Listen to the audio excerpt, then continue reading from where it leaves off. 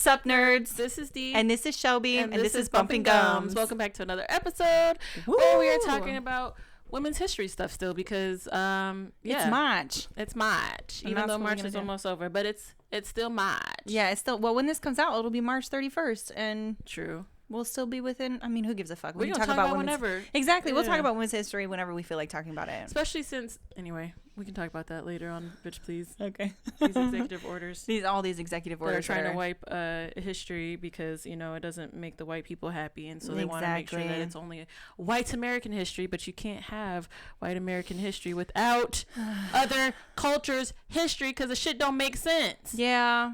I just think it's so funny. I just think it's so funny that they talk about immigrants when they're immigrants themselves, and then they came in and destroyed an entire population of people who were actually native to this land, and then sectioned off a small piece and was like, here, you can have this for all the shit that we did to you. You can have this little piece of land and we won't tax you on anything, but that's about it. We're not going to help you in any way, but you can have this. All to turn around and be like, erase all that history because honestly, white people are great. Yeah, and not just that, but then they're like, now we need to get rid of all the immigrants. I'm like, so why don't we all leave? Why don't we all leave and just let the Native Americans? Is everybody hopping on these planes to go? Because none of us was here. None of us was here. Except the people that was here. Yeah, and then white people forced most of us here, so. We didn't even come on our own. We didn't even come willingly. We were happy where we were at. We were chilling where we were. Anyway. I wanted to talk a little bit about just some fun facts about when women received their rights in the United States and what it looks like today, considering most of these happened less than 75 years ago. So here we go. I'm reading this off of Black Lives Matter account. They gave a list of all of these facts and pretty stoked about it. Anyways, fact number 1. Before 1974, women weren't allowed to have a bank account.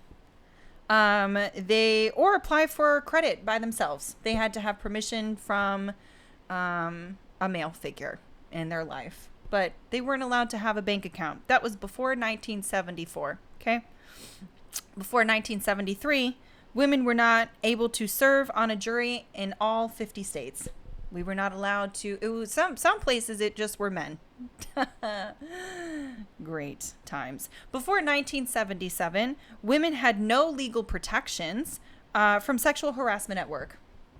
We could be sexually harassed. We could have our asses smacked. We can have rude and what's the word that I'm looking for? Lewd and crude behavior is what it was. That could happen. That could happen anytime before 1977. Before the 1970s, it was difficult for a woman to get divorced. Divorce was only an option if she could prove that her husband had committed serious faults such as adultery.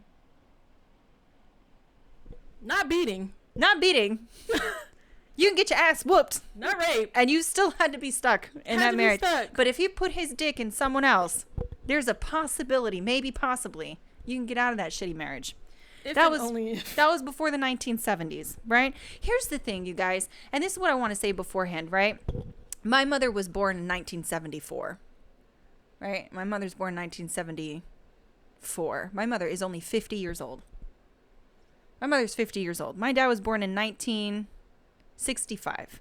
A lot of these people, not just our grandparents, but direct parents, were around for these times. My grandmother was born in 1956, I think. No, my dad was born in 1950s. Anyways. Both of my parents were born in the 60s, early 60s, 62 and 64. So they were present for a lot of this shit. You know what I mean? It's just kind of crazy. So anyways, keep on. Before 1971, women could not run in the Boston Marathon, even though some of them did it illegally. We couldn't run in a marathon. It's fucking stupid. Before 1978, women could be fired because they were pregnant. Before 1978. Okay? Yeah. Keeping it on. Before 1973 and after 2022, there was no guaranteed right to abortion. Look at that backtracking. We're doing great. Doing so good. Before 1988, women couldn't get a business loan on their own. I was born in 1988. Before 1988, y'all. 1988. That is 37 years ago. Because before 1988, 37 years ago, right? A lot of us are in that age. It's crazy. Before 1965, married women had no right to birth control. So you want to talk about them baby boomers and stuff, right? And everybody wants to get upset with them. But women were not even allowed to have birth control. Married women were not. Let's keep on. Actually, this is even cooler. Before 1972, unmarried women had no right to birth control. Unmarried women had no right to birth control before the year of 1972. Before 1998, there was no access to emergency contraception. No access to emergency. So if you were raped or, anything like that, you couldn't go get an emergency contraception. You couldn't. They didn't have it. No access for you before the year of 1998. Before 1967, interracial couples didn't have the right to marry. Before 1967. Legally. So there's people who did do it, but they legally. did do it, but legally. Yeah. But it's just like with gay marriage, people did do it, but it wasn't recognized as marriage. Yeah. So before 1993, I was born in 1991. I am 33 years old. A wife couldn't refuse sex from her husband. I hope you have the one on there.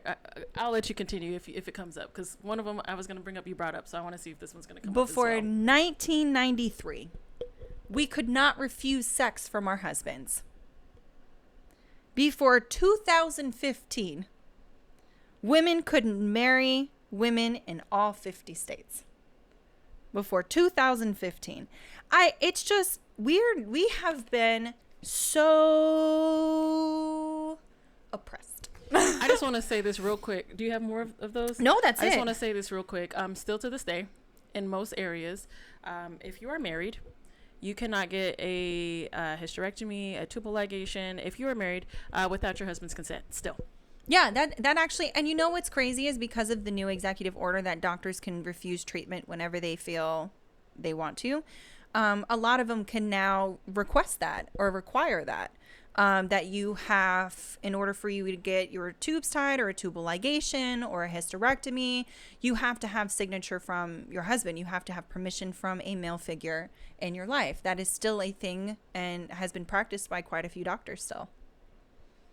And there's also the fact that they won't give it to you if you're a certain age, with or without the consent of a man, unless you've already had children.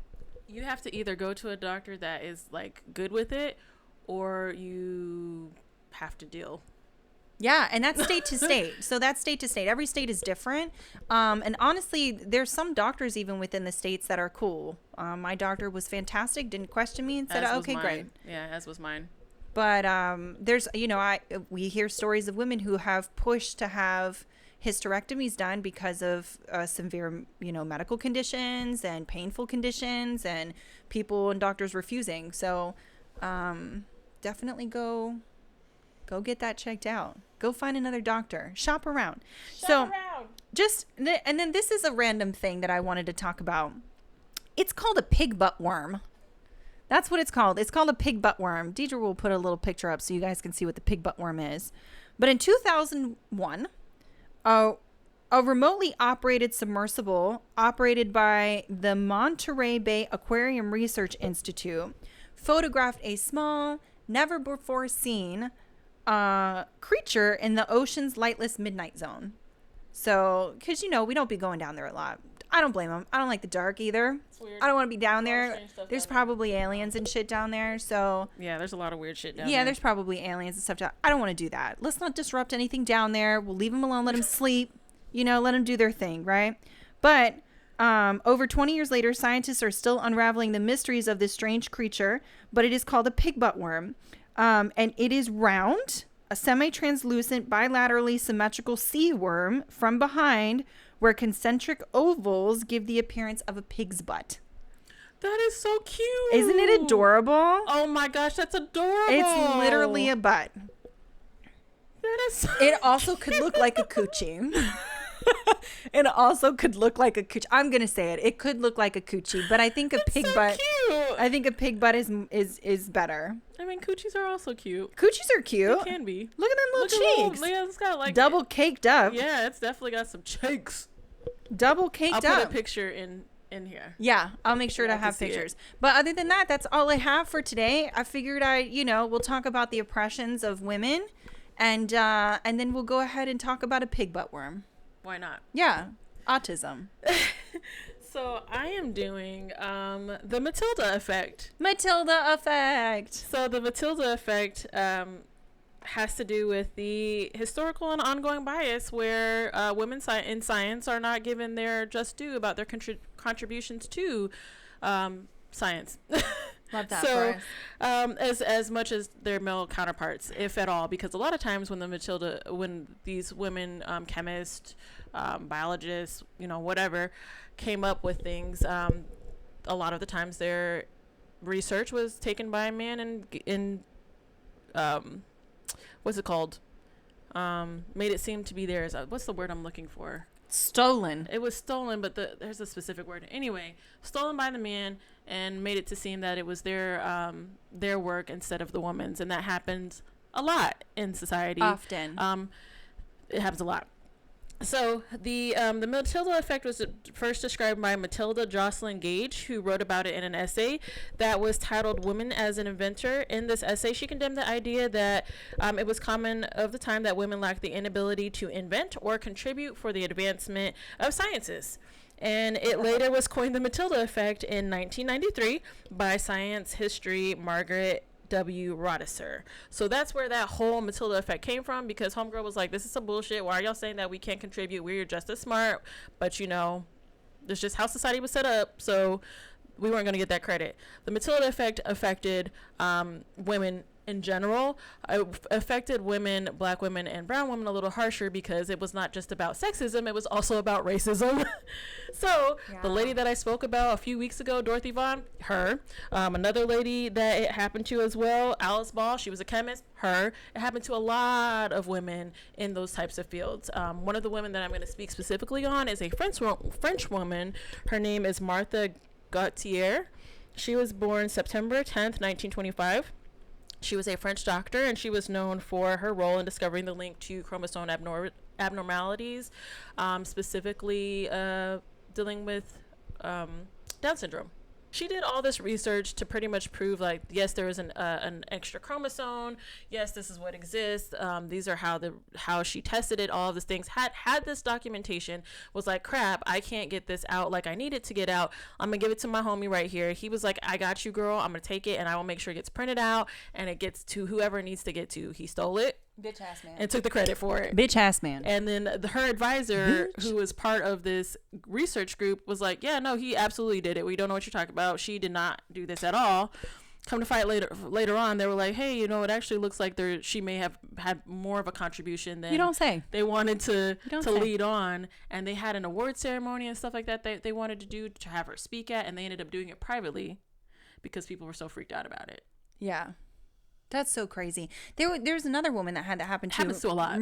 Marie Curie, yep. I think is what her name was. She is the one that discovered the DNA, essentially, and the way the DNA structure. Yeah. It's happened to a lot of women over time. And she died from a lot of radiation poisoning. Anyway, it's kind of crazy, but she dedicated her life, and then it was her husband got all the credit. Yeah. Yeah, because you always hear about him. This is why I'll never get married again. But so she was not given the proper just due and the proper credit for this, and it was a pretty big discovery, because she was like, hey, there had been all this research about additional chromosomes, and they were like, yeah, that's probably a case, but nobody had actually like pinpointed it to a certain syndrome or not, and they discovered that it was in Down syndrome because they had a kid that was a trisomic. Had trisomic chromosomes. Yeah, trisomy. So, yeah. Oh, and it was the slides, not printer. It was the slides that he took. So the dude that took her slides was what was his name? Jerome Lejeune or something like that. And homie got a foundation named after him. Fuck that guy. He got a whole bunch of shit. Still to this day has like a whole bunch of shit, because they weren't able to fully like prove that she was a big contributor. They just was like, she also contributed. So they did want to acknowledge that she contributed, but they didn't want to say like, hey girl, you actually are the reason why all of this research exists. That's crazy. Yeah. So because here's why. Sorry, I don't mean to interrupt you. Here's why. It's because men don't know how to take accountability for any of the shit that they do. So instead, what they'd rather do is they'd rather just be like, oh, my bad. You're just contributed a little bit. I didn't take anything, but like we can acknowledge that you contributed, even though she probably did most of the fucking work herself. I mean, she discovered all of that. She discovered all of it, did it herself. To the guy to be like, hey, can you do something with this? Because I can't. Because and he's like, yeah. Yeah, because most men don't know how to take accountability. He's never going to say he's wrong. Why would they say he's wrong? Why would he ever say he's wrong? I mean, he don't have Why would they take down a foundation? Men probably created the fucking foundation. Why would they take it down? They'd have to actually acknowledge that they're wrong. They don't do that. I mean, anyways. It's just, to say the same argument, men feel that we can't take accountability either. It's just... Which is so funny. It's just the argument. Because they keep stealing from us. I mean...